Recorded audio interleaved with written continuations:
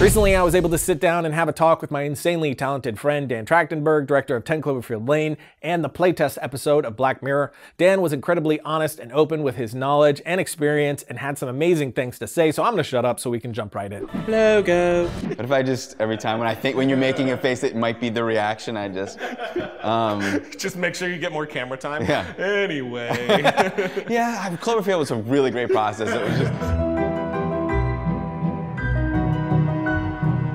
One of the big learning lessons of the Cloverfield Lane movie was how much ADR is okay.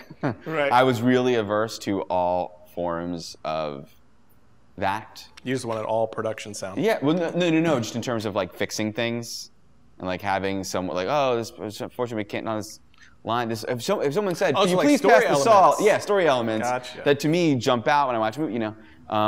And there's one huge bit when there's a kind of like an earthquake is happening, and they all stand up, and John Goodman comes in the thing, and there's a light blinking, and they're like, "What's happening?" You know, and he's like, "Oh, this must be the first wave." It then cuts to them, the two of them, for like 20 seconds, and it's all ADR of John Goodman saying like mutant space worm, you know, like he just goes in this whole thing that was all exposition. It was some stuff that was recorded there, but it wasn't the right stuff anymore. Yeah. We had changed some things, so we had to redo it. And I was like, we can't release this. How are we really doing this? I'm screening for some people and nobody noticed. Never I'm like, noticed. I said, we're literally on them. We're, you know, that's what the killer is for ADR. Yeah. Is when you're not on the person for that long. You usually want to massage the edit a little bit so that like they're just starting to say a word, and then you cut off of them and you cut back to make it feel like it was legit. We were like unable to do that. Yeah. But nobody notices, I had dude. no idea. It is cringe-worthy. How did the 10 Cloverfield Lane situation happen for you? Did you have to pitch for that?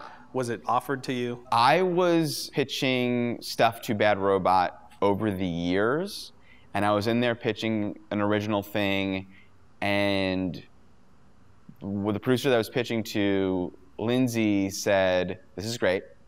I'm gonna talk about it amongst ourselves here. But also, we have this thing that needs a director, like what are you doing to, you know, like this week, like this month, this summer?" And I was still working on Why the Last Man at the time. It was either gearing up or winding down, we didn't know.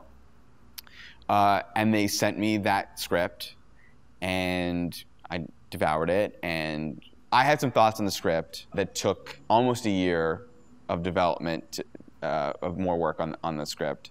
So that little, what are you doing this summer, blossomed, and the budget blossomed a little. It became a little bit bigger. It was like, oh, we should like build a set and make it not just like shoot it in the garage here. But yeah, so it was something that it was a script that was given to me after going on several meetings with that production company, and then I pitched my take to those producers, and they had to decide, do they dig what I'm saying over someone else? Right. And then they took it to JJ, and then I met with JJ and had to pitch him my take.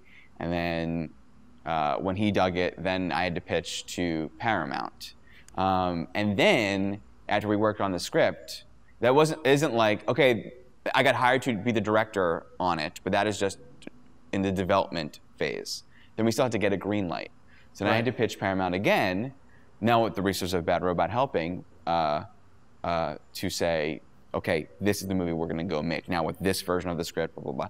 And so that's still a kill point for a movie. You know, we could still have not gotten the green light. So was that process of working on the script for the year before the green light? Yep. Oh wow. Yep. How does that work? You come in, the script was already there. Script was very good. I had come in after. So the reason why Damien Chazelle had written a draft of the script and was to direct it, and then he went to do Whiplash, and that's why they were like needed someone, and which was also like, oh great. He had already like won the Academy Award when they, you know, it was like, or not but was nominated for an Academy Award, and it's like. That's who you could have had, and now you have me, like, you know. So he had done a version that was great, but a lot of what we wanted to do, what I loved the idea of doing with it was making it funnier, because it was very tense, but very dour, and I think you have similar instincts of if we had more fun here, Right. then the scary stuff is more scary, and the more intense stuff is more intense because you're involved with the story in a more enjoyable way. You're bonded with it. When you laugh with characters, you're more Yeah. bonded to them. Feels more honest. Yeah, and it's levels. It's more of a ride. Right. And also making the Howard character, the John Goodman's character, more convincing. He was very menacing. And Mustache twirly a little bit. Yeah. It was good, but he was just very menacing, and I really loved the idea of and I thought that character does have a point, up until a point, and I really wanted him to have, like what wasn't in the script initially, something that we brought to it later, was that thing that he says about building the ark after the flood's already come. Yeah. That argument with her that he has was something that I was really hellbound on having in the movie, of like being like, fuck, yeah, he's got a point. So that and set piece, fun, actiony set piece stuff that wanted to put my touch on. I love that Tarantino, I know something you don't know tension. Yes. And so that game night scene wasn't in the movie until we were like, we knew we did not have that yet. And the canned air runner was not in the movie for a long time. And it was just we were always trying to crack that. How do we have that thing that helps her and then sets her up? And we eventually, I found a YouTube video of someone spraying a lock and it worked, you know? And I was like, oh, that is real. I'm not, you know, we can really do that. Then it was like, how do we set it up? We were gonna have a montage of when they're doing stuff, when they're playing games and puzzles, that Howard was gonna be cleaning with that canned air, and then it became that great little speech he has of when I was in the Navy and we, you know, froze a knob off, whatever. Yeah. Anyway, so yeah, constantly working on the script even throughout. And what about storyboarding? Did you do any storyboarding on this? Only the action sequences, the car accident, and the end. Did you shot list it all and then Yeah. that informed the storyboard? For the actiony bits? Yeah. Yeah, Or was it kinda like a- I would always do that. Yeah, because I'll shot list so that, because I don't want to show up with an artist and then just now start thinking about it. Right. You know what I mean? What do you want to do? yeah.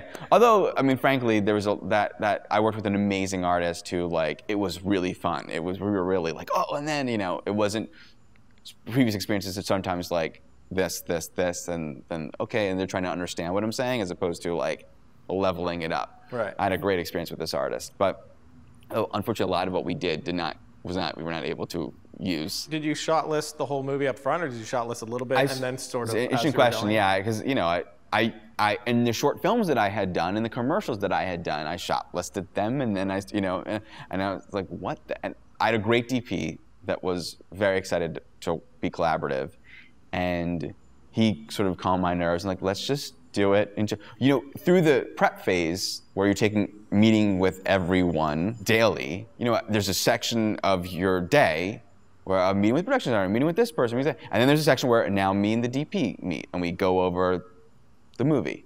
And the AD, you know, first me and the DP meet, and then me, the DP, and AD meet, and we talk about what we think the schedule looks like and how we're doing, you know. So in those meetings, it's he and I going over every scene, and I would try and shot list the night before, or whatever, what I think that is, then I can go over with him, scene by scene, page by page, and then we're slowly working through the script. And this is in pre-production, or this is during production? Pre-production. Okay. Prepping it. Gotcha.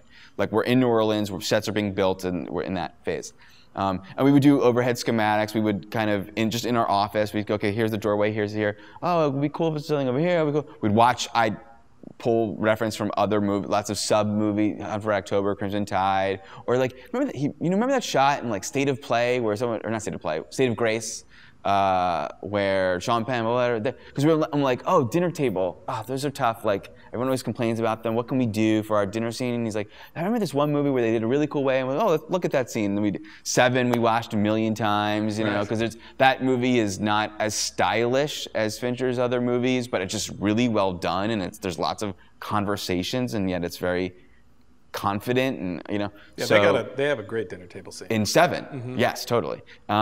So looking at that and thinking, oh, what do we like about that? What do we not like about that? And then applying, and so just milling over the script that way till you get more and more. And we don't know what the actors are going to do, so we would, you know, like hopefully they'll want to go here. If they don't, maybe we can, you know, always kind of having that looseness built into the plan. Luckily, this doesn't always happen all the time, but because our whole movie was in one set and it was built mostly, not all the way, but mostly by the time the actors came, we had a week or two, I can't remember, of rehearsals on set with the actors. Nice. So we went scene by scene, and I got to see their instincts of where they were tending to go, and I got to massage a little bit of, maybe it's better, you know. And then I would have the DP come in and watch also what they're doing, so then we would huddle, like, you know, she went over there, so we could just, you know. So it was that. Up until a point, we didn't get through the whole movie. Right. We got up to a certain point, and there was a dark spot. You know, and then when we were in production, I was dreading, you know, oh my God, what are we gonna do when we get to that dark spot? Was it chronological?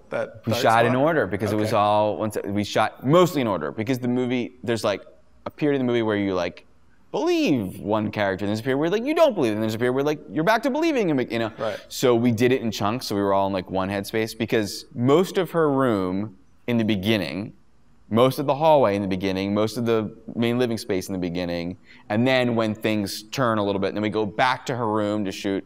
Now we're this. Gotcha. You know what I mean? Yeah. Which is kind of what the movie does anyway, actually, when you think about it. But I was dreading getting to that dark spot. But luckily, and one of the most validating experiences of the whole show was getting to the dark spot, and then it being okay. We don't have a shot list for the next day, so after we wrap. We go through the next day's stuff, and the camera operator and the camera team were kind of, okay, we're in here, so we'll start wide, obviously, what would that be? And then, okay, well then and we just sort of talk through it, and we figured it out. And it was awesome, and it happened very quickly, and it was so gratifying to know that I didn't have to, like, really be hard on myself and over-intellectualize things, and I got to a place where I hear some of my heroes are able to do, where they can work off of instinct and whatever, and I was really able to work off of instinct, and also do the thing that I hoped that I could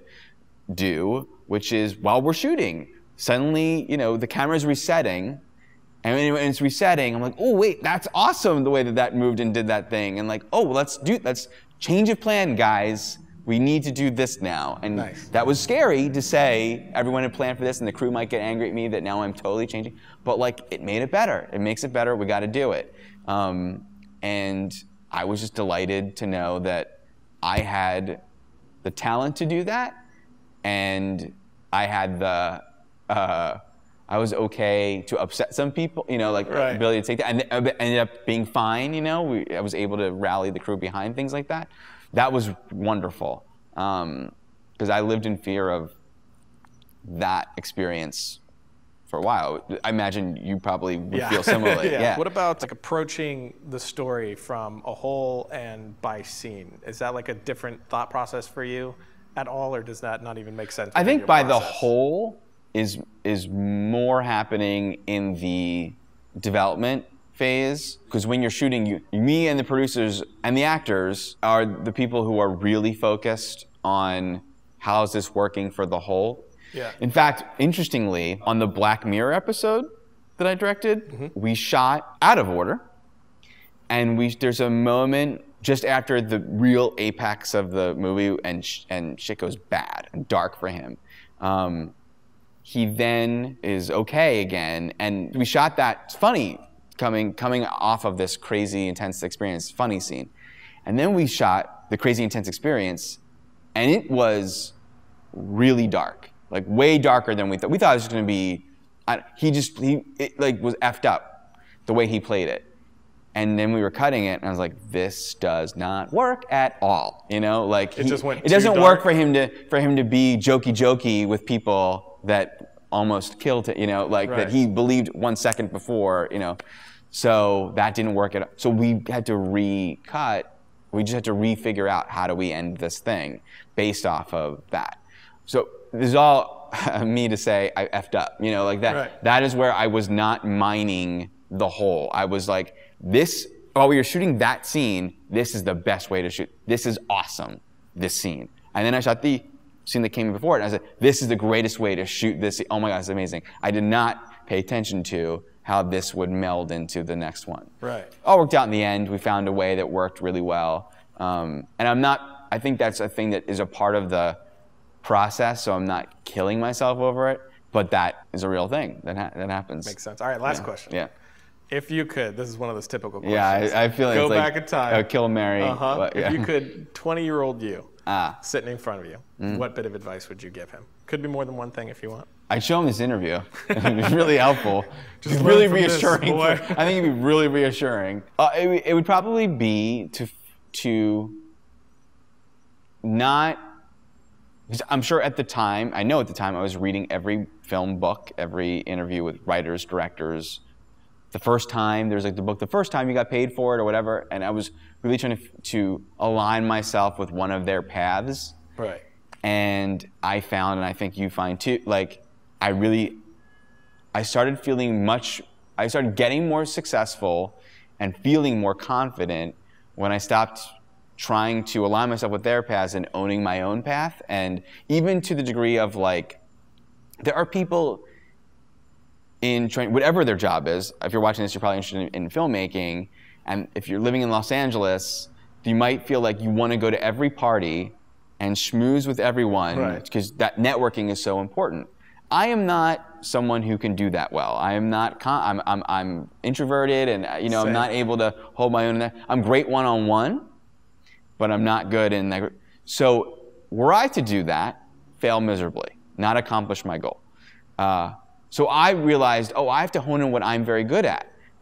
And I would go to dinners with there was moments where I didn't feel like going to dinner when my friend knew this guy at Disney or whatever, and he loves comics, and you like comics, you should go. And I'm like, no, I'll go. I realized I need to go to that because I'll be great one-on-one. If I saw that guy in a party, I would never approach and talk, and we'd never have a thing, And that guy is someone who 5 years later, when I made the shorts, showed my short to an agent, and that's how I got my agent, was from going to dinner with that guy that one night that I decided, with a buddy of mine. So things like that. I have a friend who called, a likely story we've heard before of he had a project and he called pretending to be his own agent, and that worked for him. He's that guy. I would not, I need, wear my heart on my sleeve, I need to be honest, I could not be that guy. So that would be unsuccessful for me. What was successful for him would be unsuccessful for me. And doing the podcast, and Totally Rad Show and all those things, reviewing movies, that helped me, because from that I had a following on Twitter, and from the following on Twitter, I was able to make the Portal short, because I had effects artists helping me that I did not have otherwise. So that helped me by following that niche interest that I thought was maybe a distraction, but I was really good. I enjoyed doing that. It was fun. That helped me make movies as much as directing commercials to then make it was what other people's paths were. Yeah. It really would be calm down, trust, be confident in what you are, when you're a teenager, you're always who am I? Am I goth? Am I that? You're trying to figure out what your identity is, and I think when you're 20, it's time to settle in, be cool with who you are, embrace who you are. You know enough about yourself right now that you just need to encourage those things that you strive at and try to avoid the things that you're not great at. Yeah. That's what I would say. That's great, man. Yeah. Well, thanks a lot. Sure. Thank you. If you're a budding filmmaker, entrepreneur, or innovator, Domain.com is a place to go when that next idea hits you. When you get a domain name from Domain.com, you're taking the first steps in creating an identity and vision for your brand or idea. The world's top 2 premier and most recognized domain name extensions are .com and .net, which means those are the ones that are going to help you build your brand and expand your presence online the best. Of course, they're giving you 25% off when you use the coupon code FilmRiot at Domain.com's checkout. When you get that web hosting, email, and domain names, just use that coupon code, and when you think domain names, think Domain.com. Logo. Thanks again to Dan for taking the time to talk with us. Check the notes below for links if you want to follow him on the social medias. And I'll see you guys next week when a duck protects me from the poison. Kind of.